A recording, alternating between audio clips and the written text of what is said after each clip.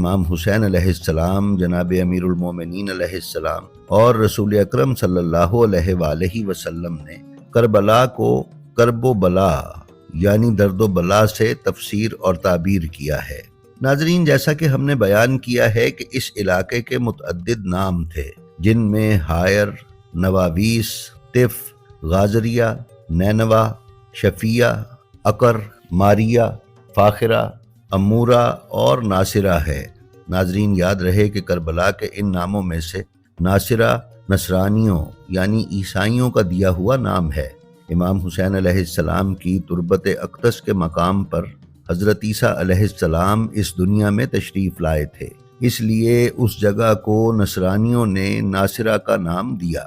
حضرت عیسیٰ کی کربلا میں ولادت پر ہم نے کئی ماہ پہلے ایک ویڈیو اپنے چینل سے اپلوڈ کی تھی۔ اگر آپ اس سلسلے میں مزید معلومات